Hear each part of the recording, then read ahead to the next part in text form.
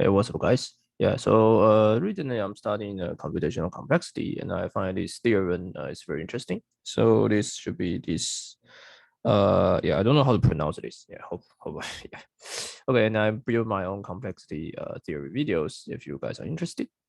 And just in case that I didn't pronounce this incorrect, so I refuse to pronounce this theorem.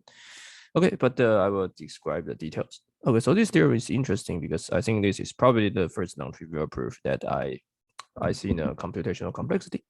So as we previously described, there's a right. So we know there is a bounded probabilistic. The bounded area probabilistic polynomial BBP, and we also described the polynomial hierarchy.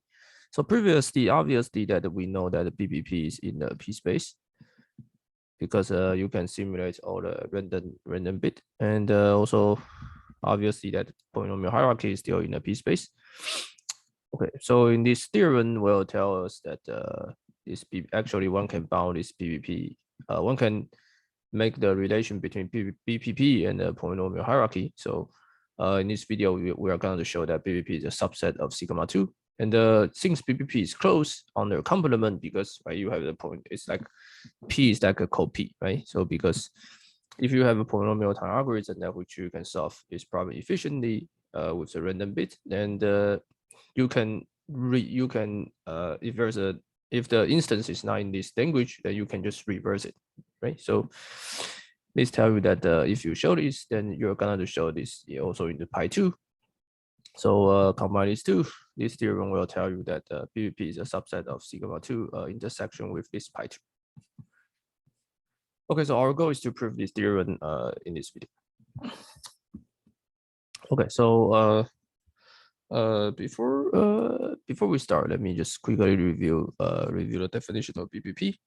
Right, so the BBP means that if L in BBP, if X, if there exists the polynomial, let's say probabilistic Turing machine,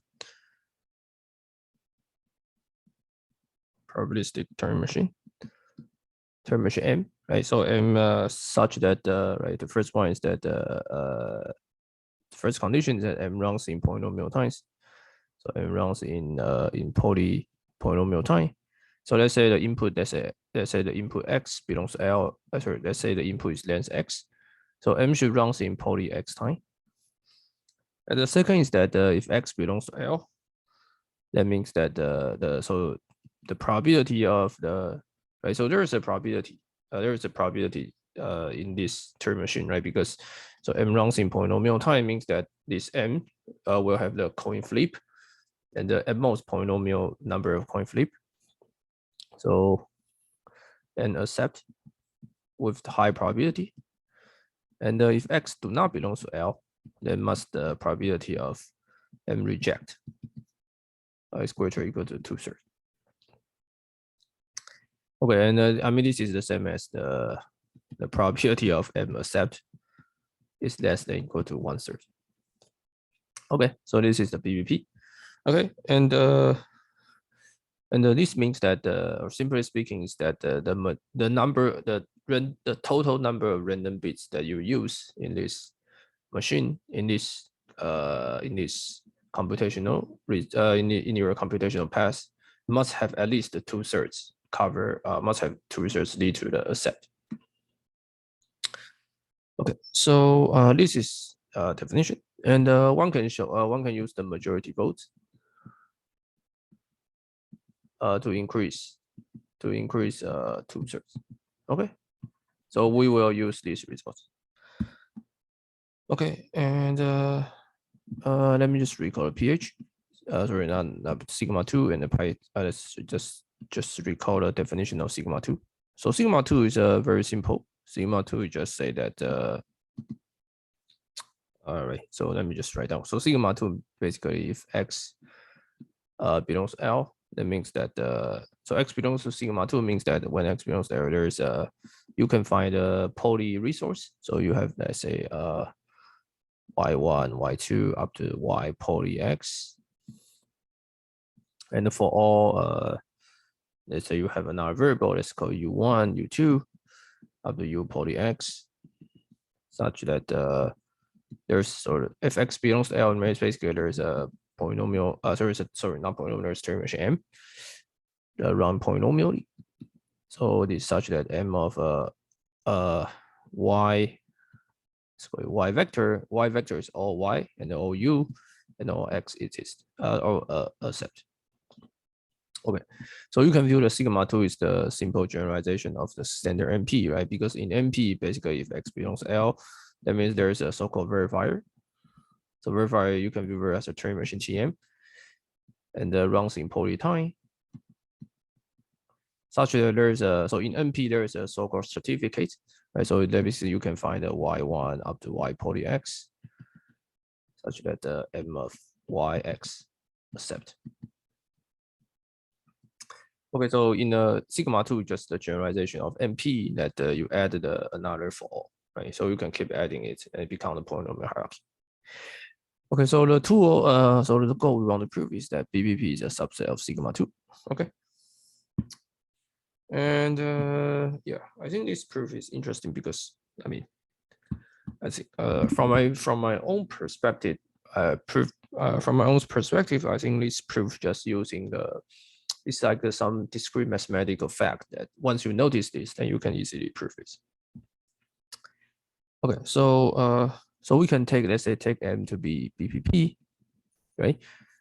And which means that and then we want to and then we use the majority votes so that we increase the successful probabilities. One can prove that we increase the successful probabilities to be at most to be greater or equal to 1 minus 1 over 2x. So it's like we increase. So previously we say 2/3, right? But you can just use the n polynomial time, you can increase up to 1 divided by 2x. Okay, so basically it means that so there's a random bit, right? So let's say so there's a random bit, right? There's a poly random bit. So let's say let's define R to be the R will be the poly of X. Okay, and then define R to be all the bit string 0, 1 to the R. And what so X belongs to L means basically is that the let's say define A of X to be the X belongs to R, such that M of let's using a different notation. Let's using Y. Let's say Y belongs to R, such that the Y of right. So there's a random bit, right? So random bits, and then your input X accept. And then so X belongs to L basically means that the number of random bits which makes this Turing machine accept is at least greater or equal to the error bound, right? So L of X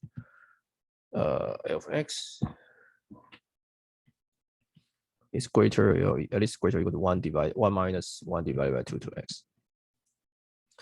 Okay, so when X belongs to L, we always have this, and when X do not belong to L, then L of X is a small. Okay. So when X do not belong to L, then A of X at most 1 divided by 2x. Okay, so this is X. Okay, so this is our setting.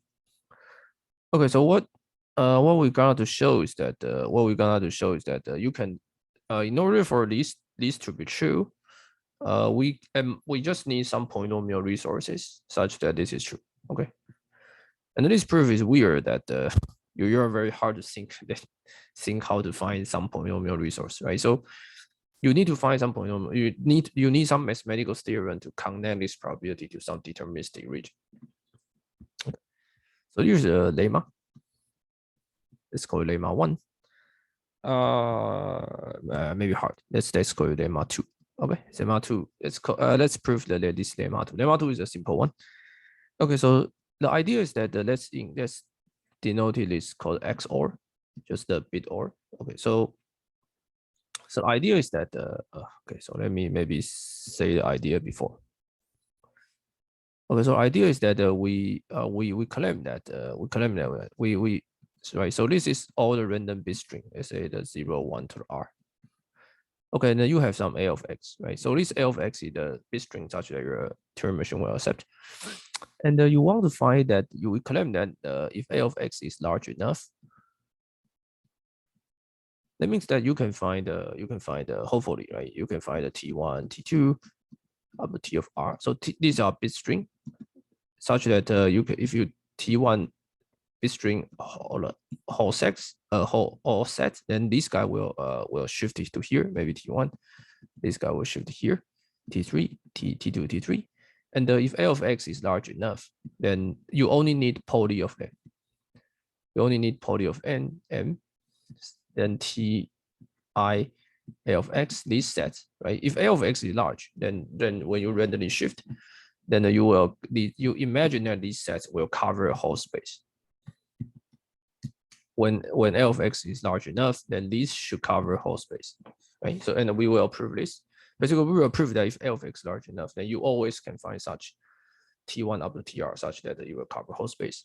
Conversely, if A of X is small enough, very small, right? For example, if A of X is so small, then it's very hard for it to shift. Even though you take polynomial of shifted, then it will not cover whole space R. Okay, so lemma. So lemma. Let's prove this simple lemma. So let's call it lemma 2. Okay, so lemma 2 is very simple. Lemma 2 says that if let's say, so if A of X is less or equal to or A of X divided by, okay, so by remember that 0 R is defined to be 0, 1 to R, and R is poly X. Then your A of X, let's suppose your A of X divided by the number of R is very small, such that it's so small. Then for all, right, for however T, right, forever T1, T2 up to T poly R, right, for however T1 up to T poly R, the set is considered a set called S, such as A of X bitwise Ti, I from 1 to R, will never cover R. Okay, so this is what we're gonna prove. We want to prove that if there's a very small section, there's a small portion of this, then for every T1 up to TR, there's no way to cover R. So proof. Proof is very stupid. I use a union bound. Okay, so union bound. Stupid bound. Okay, so we know that the number of S is there at most R of them, right? So it's bounded by R times L of X, right? Because we're stupid, right? Because their union, there may be some overlap, right? So use a union bound. So S less equal to R times L of X. I mean, stupid. Okay, but okay, so this is R times R times what? Okay, so R times A of X, right? So this is just R divided by 2 to X, right? So it's less or equal to this. And you get R divided by 2 to XR. Okay. Okay, so now what you get? Obviously that obviously that R is polynomial X, right? So R is poly X, and then this is 2 to X, right? So when X large enough, then this guy must less than 1, right? Because R is at most poly X, right? But this is 2 to X, so this guy must less than R when X large enough, right? So, okay, so this means so you prove, right? So you prove that we prove this theorem, right? Will not cover R. So in the computer science, that usually when we say asymptotically, so you need to consider X is large enough, right? So and R at most poly X, so this is less than R. Okay, so I should say when X large enough. Right? But in the computer science, that usually people discuss things with the with asymptotic. Okay, so this basically shows that yeah. Okay, let's prove the lemma 1. Okay, so this one is very simple. This one just tell you that this will not cover, and we will prove the rest, right? We will say that, oh, if L of X divided by R is less, so if 1 divided by 2 to X, then there always exists T1, T2 up to T of R, such that such that you cover whole space, such that A of X direct sum, sorry, not direct sum, bitwise I from 1 to R will cover whole space. Okay, so proof. Proof. It's Let me just add more pages. Should be fine. Hopefully it's enough. Hopefully it's enough. Okay, so let's prove. Okay, so the this type of proof is not, it's not simple because we need to find there exist, right? So exist. Okay, so so we need to use some probability method. Okay, so probability method is that you prove this guy. This if you take all these T1 and check that the probability is greater than 0, right? That means there exists something. There exists someone that you can do this. Okay, so the idea is that they say take S to be the, as I said, A of X, by is Ti, I from 1 to R. And then now we randomly, so let's say we randomly choose T1, T2 up T of R. Okay. And then let's take for, let's say we take for every Y belongs to B string. Okay, we take all Y belongs to B string, and we ask what's the probability that the Y for particular Y do not belong to S. Okay. And then since you just choose T1 up to TR, right? So actually you can show that this is our independent events. So Y do not belong to S. Basically, Y do not belong to S. Basically, Y do not belong to any one of it, right? So will be the probability that Y do not belongs to L of X Ti, right? And the product from I from 1 to R. Okay, you can show this is true, right? Because they are independent. You can try to prove by yourself. It's not difficult. Okay, so this guy is a what? Y do not belong to A of X by definition, right? Since random choose, so this guy is at most the 2 to the, it's like, so remember that A of X there is some Ti, their sets number is just greater or equal to divided by R, right? It's greater or equal to 1 divided by 2 to X, right? So Y do not belongs to, it's just 1 divided by 2 to X, right? So it's 1 divided by 2 to X, but there are R of them, right? So take R. Okay, and so but we are asking for all Y, right? So we ask what is the probability that the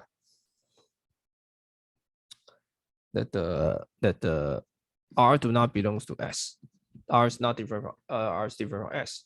R is a whole set, right? So this is by union bound, right? This is the same as you take all the Y belongs to R and the probability that the Y do not belong to S. Okay, so by union bound, this is 2 to the R and the 2 to the X R is less than 1. Okay, right? Because at most 2 to R. So which means that the probability that that means that the probability of Y equals S is greater than 0. Okay, so you can solve such T exist, such T1 up to TR exist. Okay, so basically what we have shown is that if A of X large enough,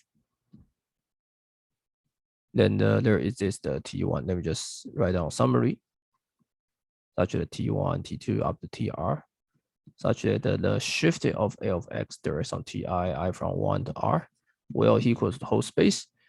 And if A of X is small enough, then for all T1 up to TR, this guy will not the same as this guy,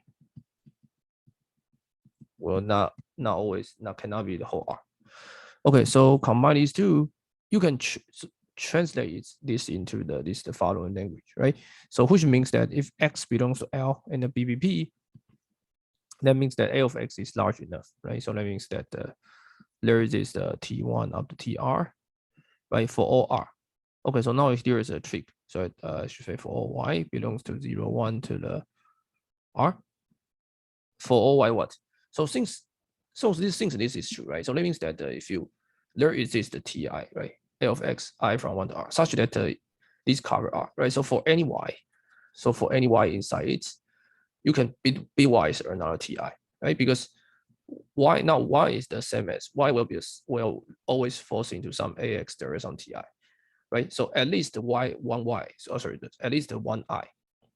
So y will be at least y will sit into, let's say, so y will belongs to a of x, by is ti for some I. Okay, so this is this, and let's just say that y direct by is ti will be a of x for some I. This is the same as y direct some by is ti. If you use the Turing machine and using this bit string x will accept for some I. Okay, so that means that if x belongs to L, that means that for there is this T1, for all y belongs to 0, 1 to R, at least one I such that M of y by is Ti x will accept. Okay, and this is exactly, this one is exactly whether it exists for all, right? So this is a quantifier. So this guy is just the sigma 2. Okay, and also you can show that by previous one, you prove that x do not belong to L. Then for all T1, there exists y, right? Because for all T1, then there exists y, you cannot cover, right? So at least, so the same thing, at least one I such that the M of y direct sum Tix will reject. Okay, so this is means that when x belongs L, then you cannot cover it. Okay, and then you can contrapositive all this statement, then you prove that you can get this, right? Because if x belongs to L just this, then you implies this, then you contrapositive, then you will prove another. You contrapositive this, then you prove this. When contrapositive with, then you prove this. Okay, so now we finish the proof. Okay, so this means that the BPP is a subset of sigma 2, and by previous that you can pi 2. Okay, so let's give the following theorem. So this theorem is interesting. Is that if BPP equals to P, then null equals to P, then you let's see. Sorry. What I'm gonna show is what? What I'm gonna show is that if BPP do not the same as P, then P do not the same as NP. Okay, so yeah, so I think the proof just, yeah, so the reason is that if P is NP, then you can get a hierarchy collapse, right? So PH collapse. Okay, so since, I mean, if PH collapse, then sigma 2 will become P, right? Because PH collapse, so sigma 2 becomes P. If sigma 2 becomes P, then the BPP is a subset of sigma 2 and pi 2, and BP is greater than P, right? So we have BPP greater than P and a subset of sigma 2 intercept pi 2, right? But since polynomial hierarchy collapse, then what you arrive is that your BPP will the same as P. Okay, because hierarchy sigma 2 is P, right? So P, or everything is P. Okay, so you get P equals NP implies that BPP equals to P. So you contrapositive, if P is not P, then BPP is not equal to P. Okay, so it's very funny proof. I think this is just simple interesting mathematical fact, and play with some probabilistic method. I hope I can use probabilistic method on my research, but I'm not doing so kind. I mean, not so theory. I will see you guys next video.